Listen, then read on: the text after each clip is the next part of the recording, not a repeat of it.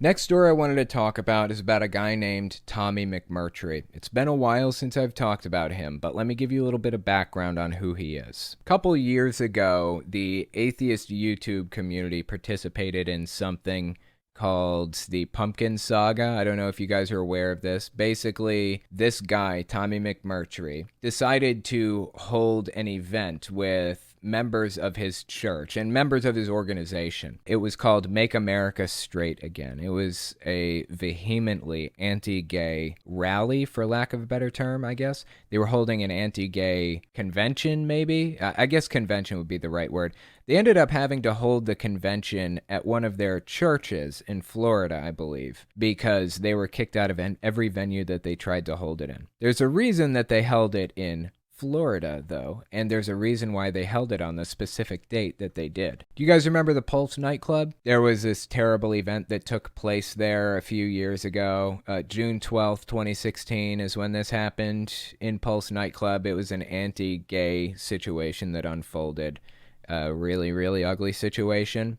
Well, the NIFB, which is the organization that Tommy McMurtry is a part of, they decided to hold their Make America Straight Again conference on the anniversary of the Pulse nightclub events in Florida, which is where this happened, where the Pulse nightclub thing took place. Needless to say, they are truly depraved, evil individuals. NIFB stands for New Independent Fundamentalist Baptists. I believe it was started by Steven Anderson. I've talked about him a few times. Anyways, he's one of Steven Anderson's generals, for lack of a better term.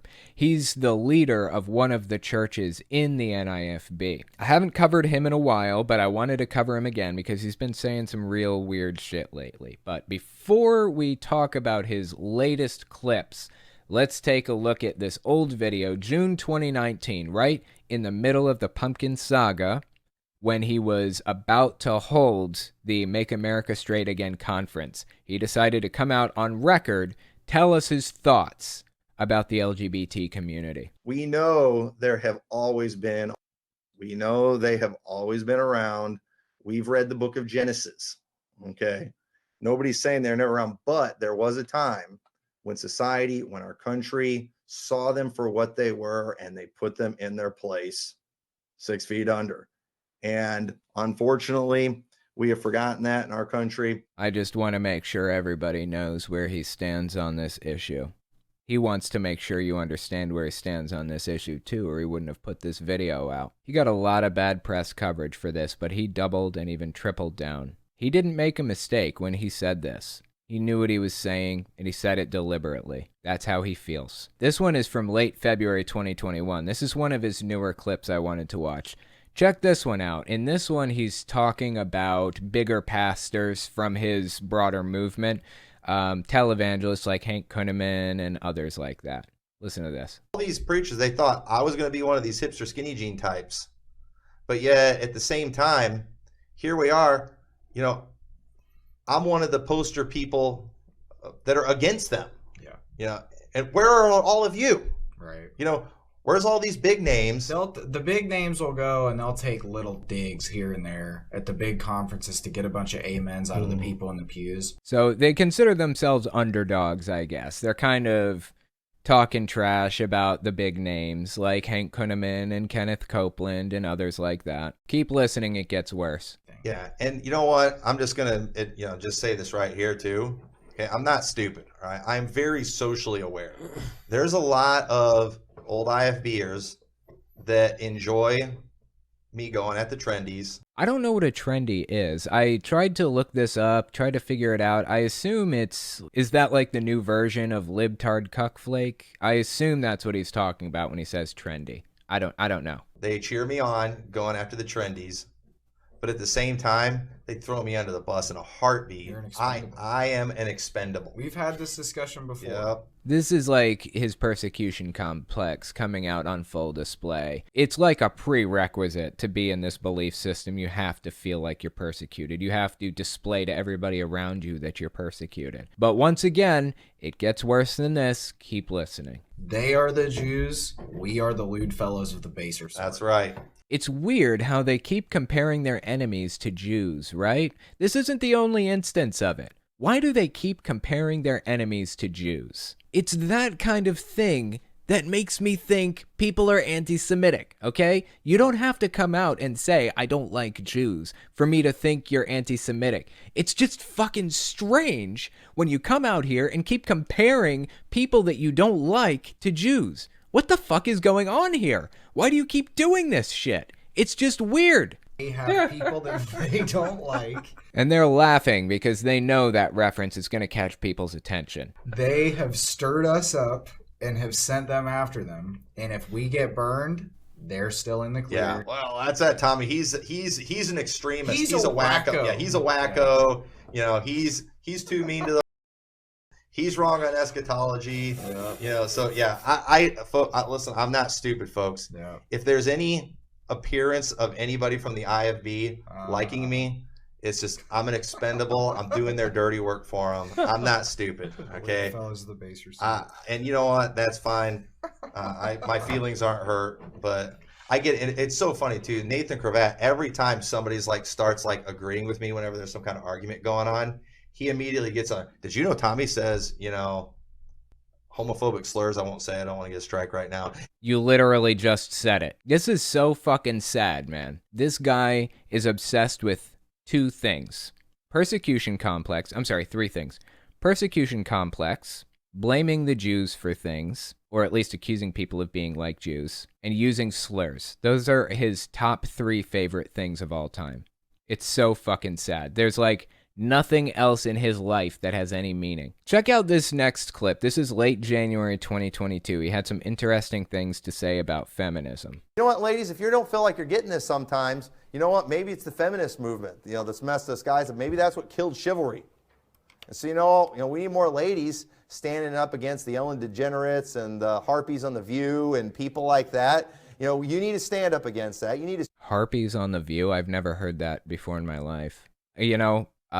Honestly, I shouldn't repeat words that he says that I don't know because they are actually very likely slurs. I don't actually know what that is in reality. And another thing, why is this guy obsessed with using slurs in all seriousness? This is his favorite fucking thing to do. From my understanding, a lot of pastors have an aversion to using strong language. They don't like to use the fuck word or the shit word or any of those other words generally. They don't go around throwing those things around, right? Why do they throw those words around? Why do they throw slurs around? I don't understand.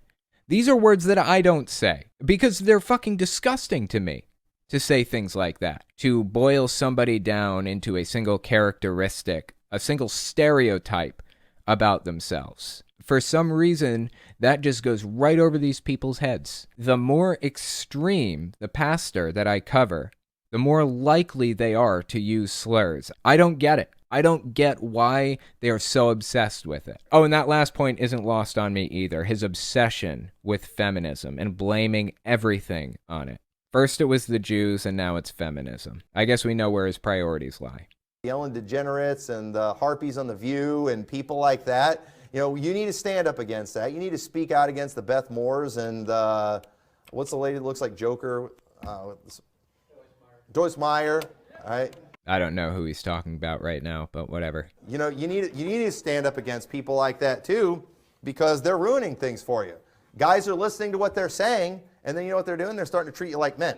This is like incel ideology 101. I do want to point something out, though. We've been listening to a pretty extreme guy this whole time, Tommy McMurtry. He's famous for being extreme, but Tony Spell is a little bit more mainstream. I wanted to talk about a recent clip from him too, mid-January 2022, just to make a point that homophobia is still firmly rooted in the church. Tommy McMurtry is not an outlier. This is still incredibly common, and it's something that we have to work on. Listen to this clip from Tony Spell, mid-January 2022. There ought to be anger that rises up in us whenever the Secretary of Transportation, who is the forerunner to be the president of the United States. Oh, hold on. Now, give me just a second here. He's talking about Pete Buttigieg. He is not a forerunner to be president of the United States. What is he talking about? Is he even in the presidential chain of whatever? Like if the president dies and the vice president becomes, what's that called? Chain of succession, that's it. Is he even in the chain of succession? I think he may be, but he's pretty far down on the list. I got the impression Tony Spell was kind of saying that he is like next in line, like he's a favorite to run for president. That's not the impression I got. I thought it was going to be Kamala Harris next if Biden doesn't run. I get the impression that Biden and Harris are both going to run. I know that this is a small point to nitpick, but I have to pull apart everything this guy says because there's misinformation and little facts that aren't quite right scattered all through everything the dude says. I don't want to let him get away with anything. To be the president of the United States in 2024 for the Democratic Party came off of a 2-month maternal leave. No, he came off of a 2-month paternity leave. Paternity leave. That's where the dad gets to take time off to spend time with the kid. Is this like really such a hard concept to grasp? 2-month maternal leave. It was not a woman, but it was a man that is married to a man. There ought to be anger inside of everybody here today. Why?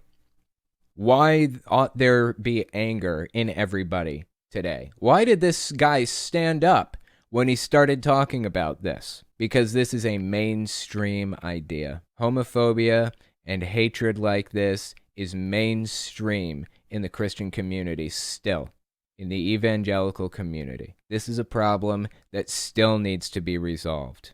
We've made large strides. We've made a lot of progress. This battle is not over. It's not just the extremists like Tommy McMurtry.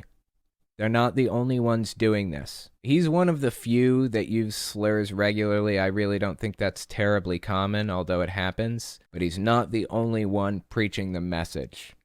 Tony Spell is more mainstream. We have to find a way to deal with the homophobia in the church. It is not going away until we address it.